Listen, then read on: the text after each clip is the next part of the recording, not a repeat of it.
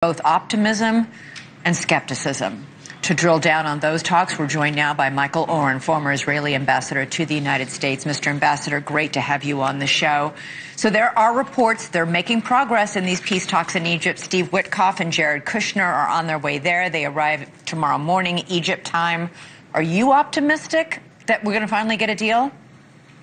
First of all, always good to be with you, Elizabeth. Good evening, and I'm honored and humbled to be interviewed after Keith Singal. What an extraordinary human being. Yeah, he is.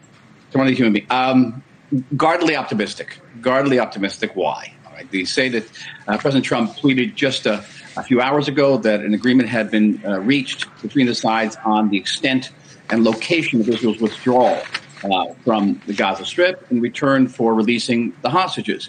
But Hamas has other demands, which have yet to be met. They want to keep their guns. They want to stay in Gaza after the war. They want to be part of the post-war government in Gaza. And of the 20 points, it voids all that. The 20 points say that Hamas can't keep its guns. The 20 points say that Hamas cannot be part of the post-war solution and governance of Gaza. So is Hamas going to go quietly into that dark night? We don't know. But, I trust the president. The president has never let us down. He's got an extraordinary team. And I'll tell you, as a historian of diplomacy in the Middle East, the 20 points is a work of diplomatic genius. It's right. A great, elegant work. So, yes, I have reason to be optimistic, but let's also be realistic. We're dealing with a terrorist organization that is not an honest negotiator. It's going to be loosey with the football all the time. And at some point, I think the president's going to have to say, enough is enough. Take it or leave it.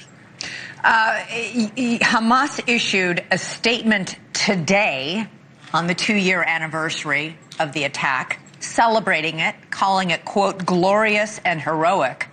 How do you even negotiate with a group like this? They are a terrorist group, and that terrorist group has supporters around the world. There were protests around the world, demonstrations in praise of the massacre of 1,200 Israelis, the beheadings, the rapes, the burning alive, and, of course, the hostage taking. So we're dealing with a deeply evil organization, and this war has been about many, many things.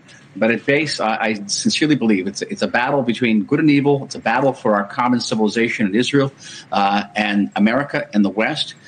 Because these terrorists, they're not Palestinian nationalists. The word Hamas doesn't have the word Palestine in it. They want to create an Islamic extremist state that will use Palestine as its base to then expand across the Middle East and then expand across the globe.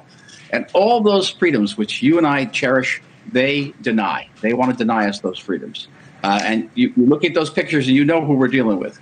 Once Hamas said on Friday that it was willing to free all the hostages, living and dead, the first time in 2 years that they have said that, President Trump publicly went on social media and then went on camera and said Israel must stop attacking Gaza. Those attacks have not stopped. They're continuing even today. Why is Netanyahu ignoring Trump on that one issue and continuing its bombing of Gaza?